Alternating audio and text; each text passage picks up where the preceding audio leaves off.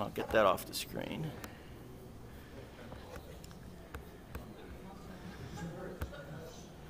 Yeah, we should be able to go full screen. There we go.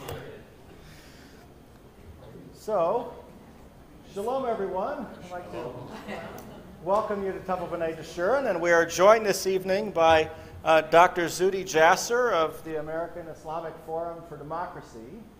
He can see you, or at least down the center here. There are kind of people a little bit to both sides of what you can see, I think. We're just going to start with Dr. Jasser talking for a few minutes about his thoughts about what's going on around the world. And then we'll take questions. And we're going to go until right about 8 o'clock. And then we're going to switch to the State of the Union address. So with that, you have the floor, Dr. Jasser. Thank you, Rabbi, and it's great to be with you all.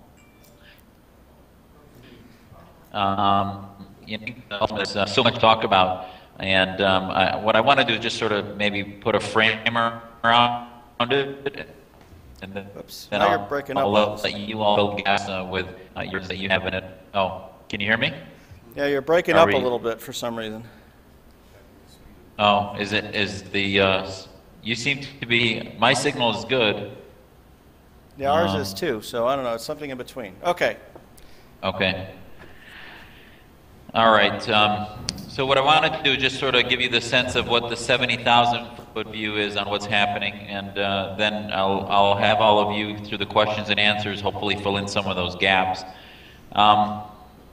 You know, I think it's heartbreaking that it took a assassination of cartoonists and those in a magazine who were courageous enough to push the envelope to really wake up many people that have been asleep for a long time despite all the different acts of terrorism that have happened. And I think that was one tipping point, and then ISIS has been another tipping point.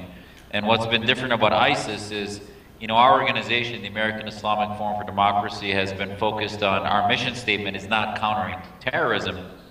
Our mission statement is protecting liberty through the separation of mosque and state. And when we formed in 2003, we always knew that the problem was political Islam. It was this toxic mixture between religion and politics for Muslims, and that ultimately the central nucleus of that toxic mixture is not only the Islamic State, but all forms of the Islamic State.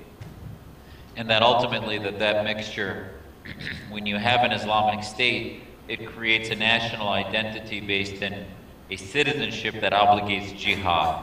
And that if you feel that jihadism is the threat, the only way to take away the oxygen out of jihadism is to take away the Islamic State.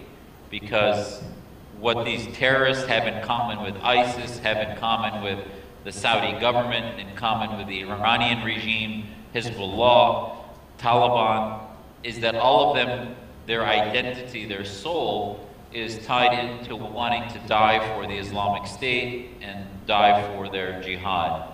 What made me different is my parents taught me that I could be more Muslim, more free in a country that separated church or mosque and state. And ultimately I joined the US Navy because I felt I could die, or I wanted to die for America. And those two concepts are in conflict.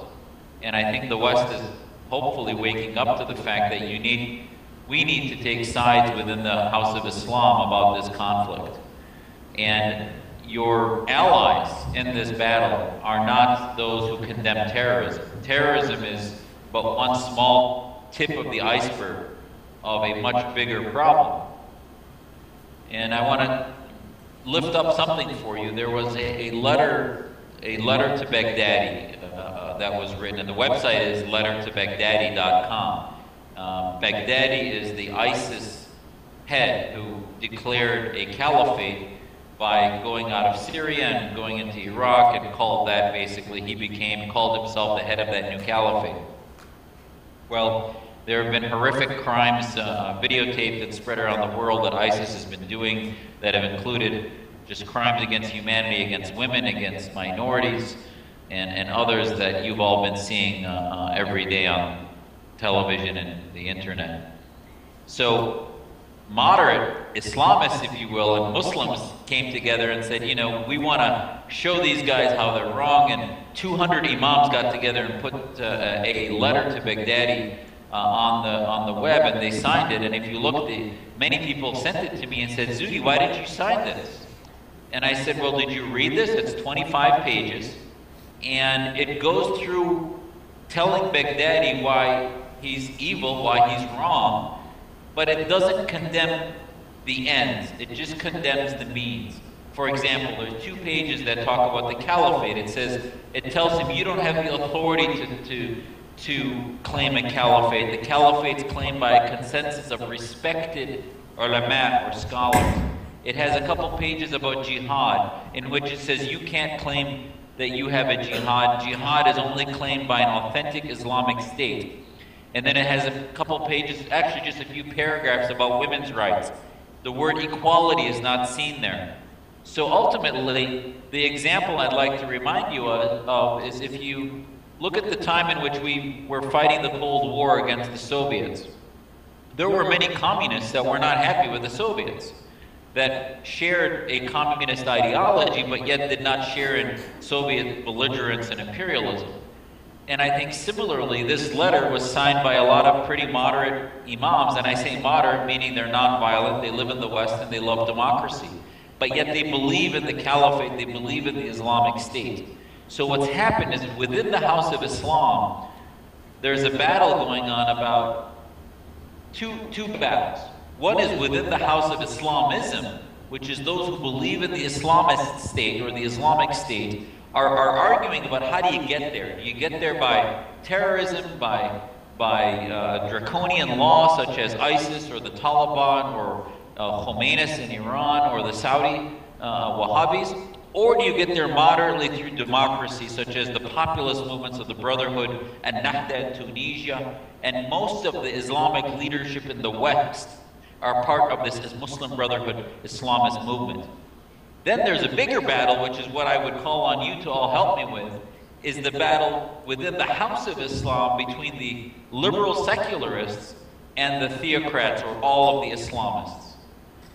Elections have shown that the Islamists are about 30–40% of Muslims, which 1.6 billion would give you, hundreds of millions that belong to it. But I think the Egyptians proved in Revolution 2.0, not 1.0 in March 2011, but 2.0, the Muslims went to the streets in Egypt and rejected the Brotherhood, and thus gave space for al-Sisi to then take over.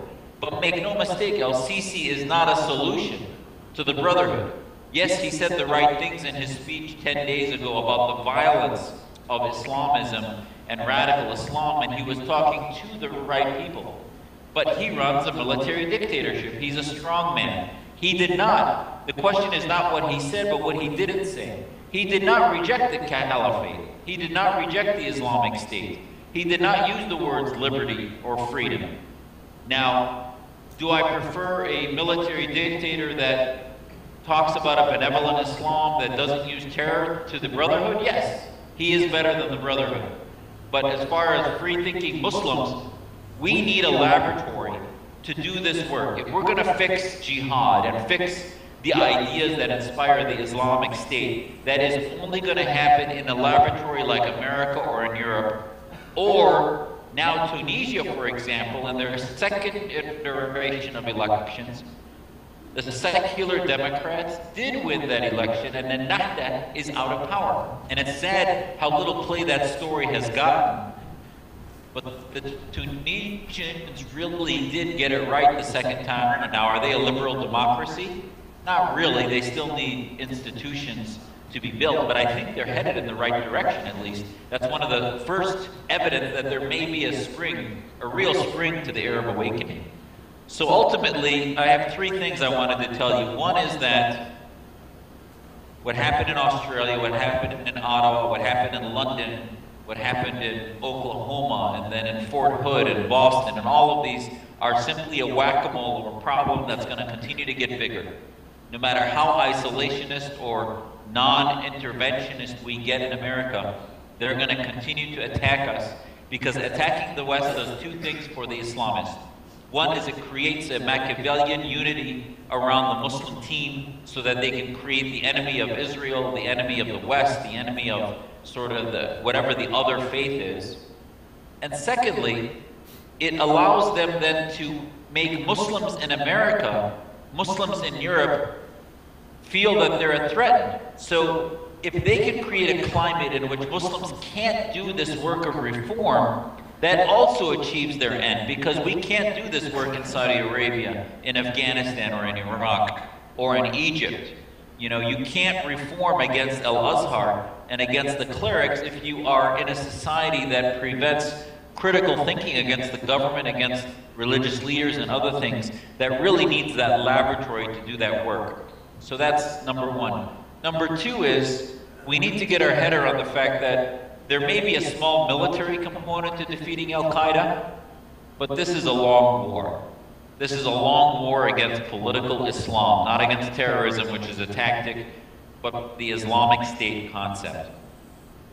Third, I would say that while there may be, you know, the non-violent Islamists, you're not going to win this war militarily. We're going to defeat them ideologically. We need to start to create a strategy where we figure out which Muslims are building those institutions that want to be liberal, that want to be democratic, and want to do away with apostasy laws, blasphemy laws. I mean, make no mistake, there's no difference between the terrorists that assassinated those satirists in Paris and the Saudi government that is whipping Raif Badawi as we speak every week until he can get healed and then whip him again, because his organization, Free Saudi Liberals, basically says the same thing our organization does, which is that Muslims should be able to criticize Sharia, clerics, etc. So there's no difference there, and that's sort of the bigger battle. So how do we, what's the solution? In the last minute, I just wanted to tell you, I think the solution is to see what the trajectory towards a true Arab awakening, to let the vacuums and the opportunities happening in the Middle East be filled by liberal ideas, liberal organizations, and we need to start to have a public-private partnership in the West with Muslims being part of that, where we can do the work of reform against Islamism, against Sharia and government, for women's rights. Take letters like that letter to Baghdadi and dissect it. And that's one of the things we're working on right now, is to take that letter and say, you know, this may condemn violence and it may condemn ISIS, but it doesn't condemn the caliphate and jihad and Sharia and government and all the things that really need reform, that are the infrastructure of inspiring radical Islam. So we need to have a long-term strategy where, if you look at the think tanks that came out of the Cold War, be it Heritage or Brookings or AEI or the U.S. Information Agency, which was focused on promoting freedom, we should right now have a U.S. Information Agency and public-private partnerships that are helping fund Radio Free Islam, Radio Free Liberty in Saudi, in Pakistan, and among Muslims in the West, that can begin to operationalize these ideas so that true reform can happen, because the people are thirsty for it. But right now there's, you know, let me end with an example, which is, people say that, well, this is a Muslim problem and it's only going to be solved by Muslims. Well, remember, Twitter, Facebook, and YouTube were Western technologies that Muslims exploited and used in order to begin to transform their societies. And they took them as their own. They didn't push them away because they were Western technologies. They used them. So American exceptionalism, I think, is misidentified as being this thing that just America has or Europe has. And ultimately, we should be able to translate liberalism into ideas just like Thomas Paine and Jefferson pushed back against theocracy. We need to engage Muslims. We just ran an ad in the New York Times 10 days ago, and if you go to my Facebook page or web page at AIF Democracy, you'll see it was signed by 25 different Muslim leaders of various organizations. And we signed it saying, you know, we're Muslims who believe that the Islamic State is the problem and liberty is the solution. And we ultimately love our faith, but we believe in a tough love, and that we want to beautify Islam by getting rid of theocracy. So that's the challenge. I think the terrorist acts are only going to increase. I think weakness from the President, from the State Department, and the DOD has translated that they can continue to push us more and more, and that ultimately we need to start to have a strategy against jihad. And there are many, many Muslims, I can tell you, who are ready to step up to do that because we can't do it otherwise. So that's sort of the framer on the picture. And now I'd love to answer your questions and begin to sort of fill it in on where you feel there's gaps. Yeah, let me just start real quick, Dr. Jasser. Talk a little bit about what you were saying about the government's response, and I know we've had the conversation about citing Islamism and Islamists, and also talk a little bit about Islamophobia, if you will, for a second. Well, it's interesting, you know, America has this somewhat pleasant penchant to not to want to criticize faiths, especially those faiths of minorities, because we want faith to always to be this positive influence. So we protect it, and especially when minorities identify with it. But sadly, what that does, by not identifying the president stood up and said, well, the Islamic State is neither Islamic nor a state. And he said, you know, you had Howard Dean last week saying that the terrorists in Paris weren't any more Muslim than he was. And the president told the UN that, you know, the future is not for those who criticize the Prophet Muhammad. All of these statements, while they may be well-intended so as not to offend humble, honest, patriotic Americans or Muslims, what it's doing is marginalizing the voices of reform. It's giving Muslims a pass, and it's letting the loudest, most violent, most oppressive voices of Islam dominate our community.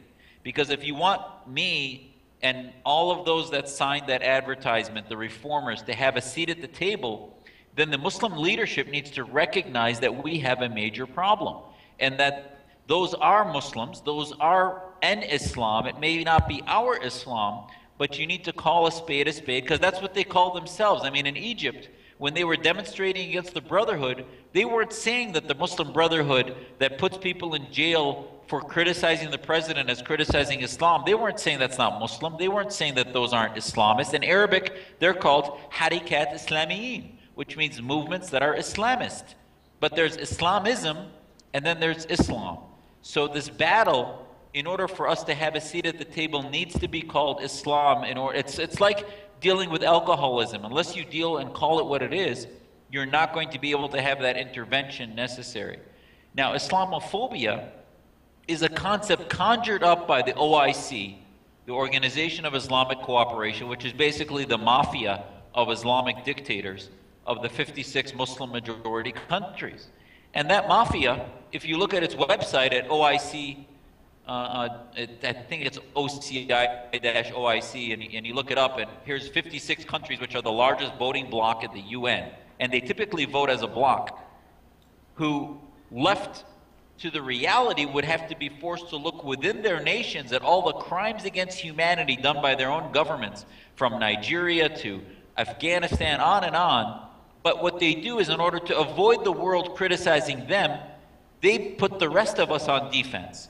And the way to put the West on defense is to basically tell all of you and me and everyone that you are bigots against Islam, you are anti-Islam, and make the narrative more about hating Islam as a faith than really about what is happening as far as universal human rights within their own countries. So if you go to their website, and if you look at what Secretary Clinton did when she was Secretary of State, we spent a lot of our time in our State Department talking about this 1618, which was a defamation of religions resolution, that we spent so much of the State Department's time. It ended up, technically, the rule basically says that incitement is a direct call to violence. So it really has American standards, but yet the time made it appear that we were the ones on the defense and we aren't on the offense as far as promoting liberty and the ideas of what America and the West stand for. So Islamophobia,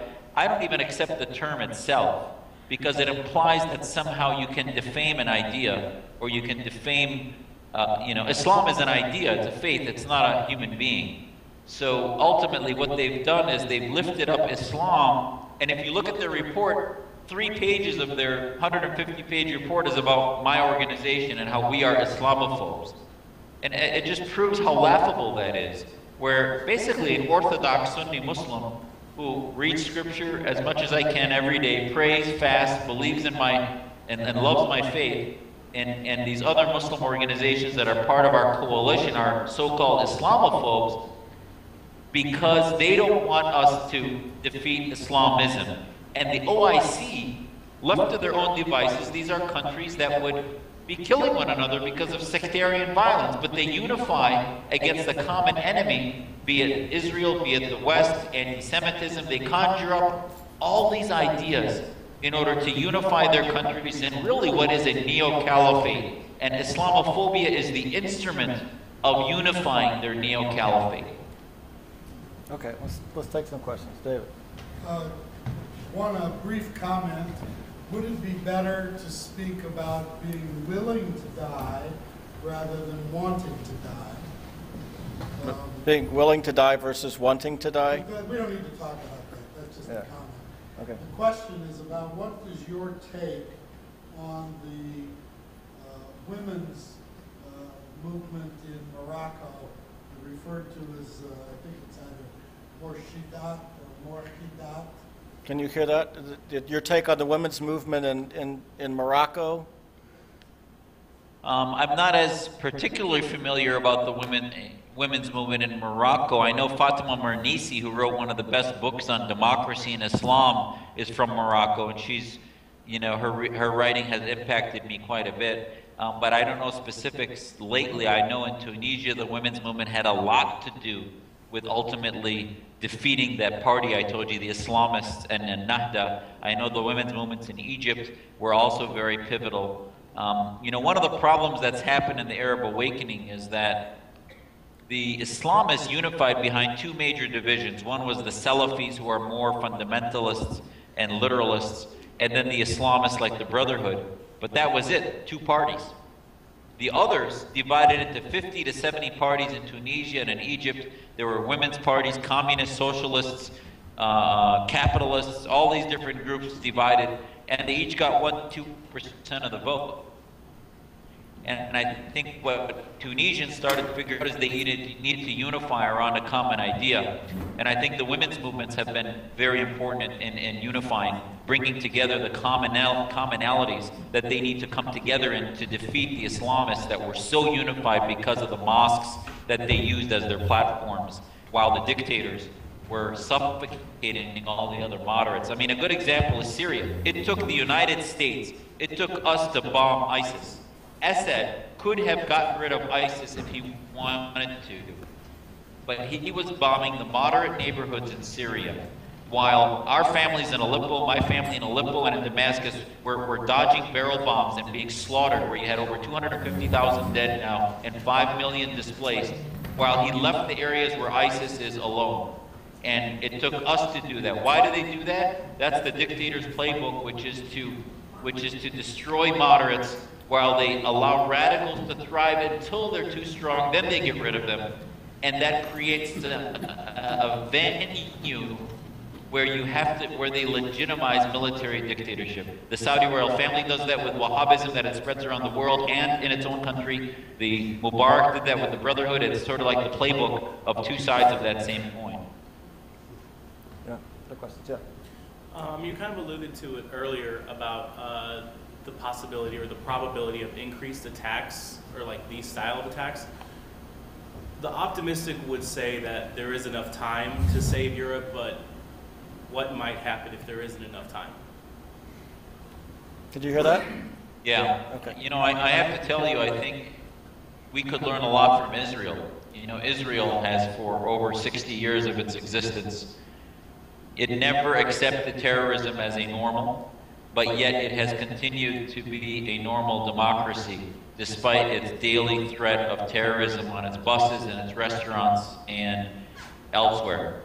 And I think ultimately, I don't want terrorism in the West to become a new normal, but we have to realize that we cannot allow it to change what we do. Now, I think ultimately there needs to be more of a fire under the feet of Muslims. I think that we are the silent Germans right now, and we're ignoring Nazism.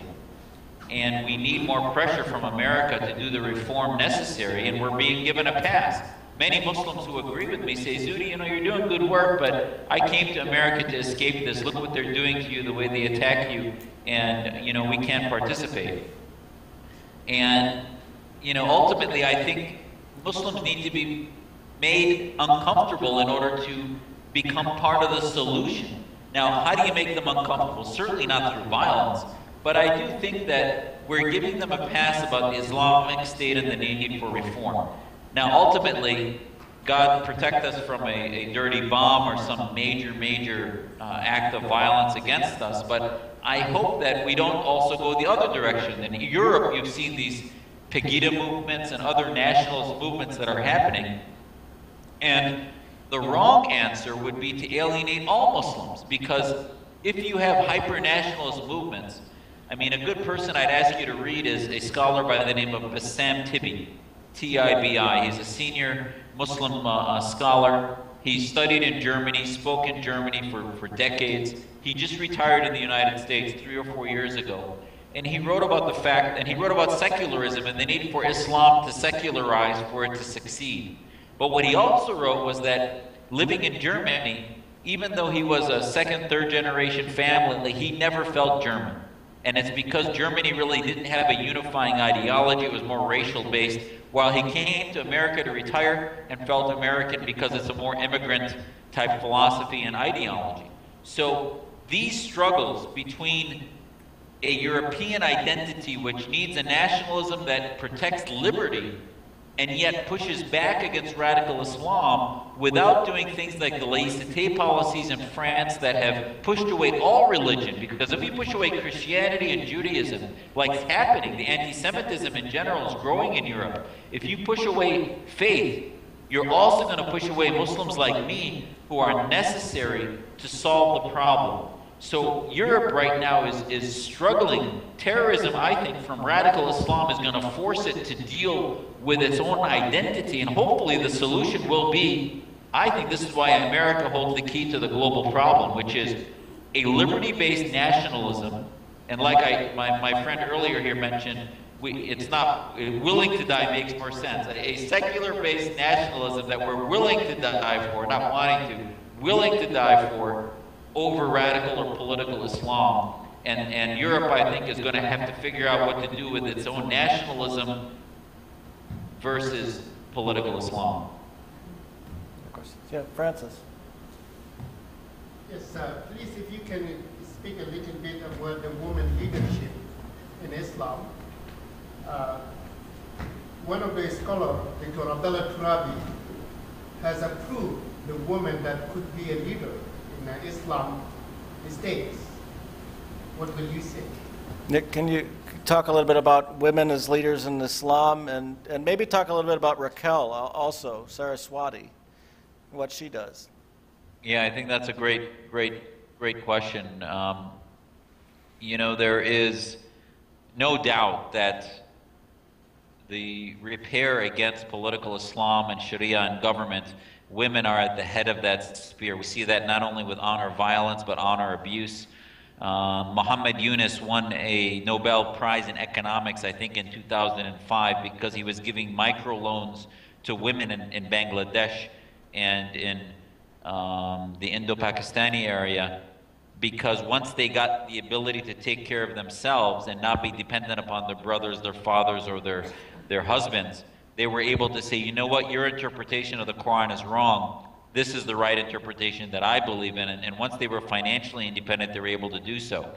Government is similar. I think, if you look, Turkish government right now has much less women involved, and the ones that are involved are much more conservative and less liberal, if you will. So you'll find in work that I'm doing, our allies, we have a lot more women allies than we do men. And it's because they have been the ones who have been struggling more, that you don't hear their voices because they get smothered by the misogynistic imams, the misogynistic governments that believe that women are second and third class citizens. Now, that's not the Islam. My family, my mom, comes from a family where her sister's a physician, her other sister's a professor of literature, and my dad's sisters went to Sorbonne to study and came back to Syria. So there's a rich tradition of education and equality, but that is not the tradition of the clerical leadership.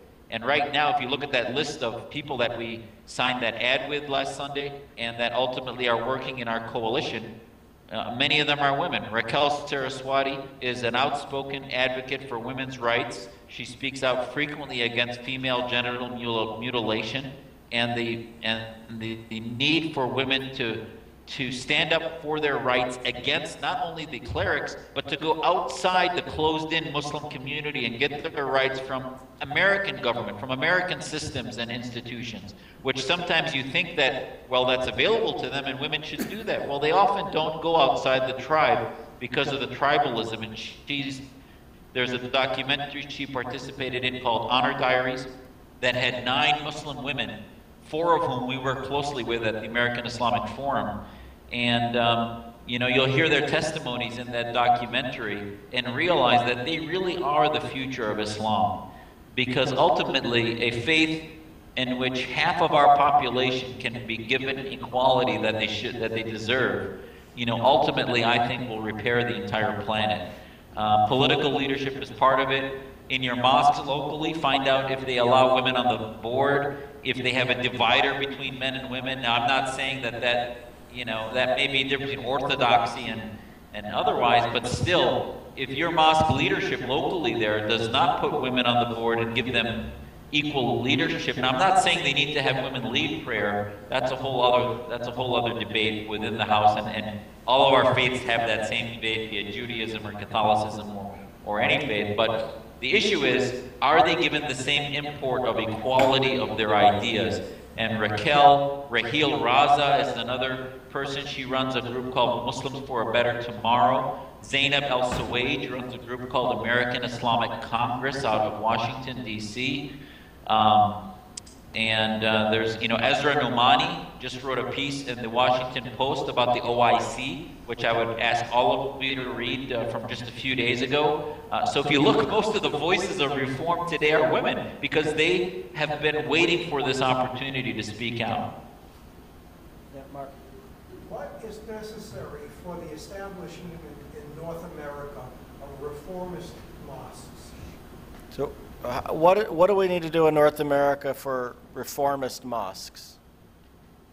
I'm going to sort of rattle off what I will tell you is the business plan for reformists. And the reformist mosques is way down the road. That's not the first step.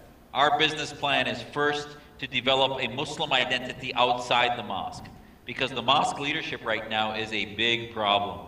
And yes, I go to mosque. Yes, we're very involved but we aren't in a position right now to challenge the leadership infrastructure of the theocrats, which are the Islamists that run most of the mosques in America.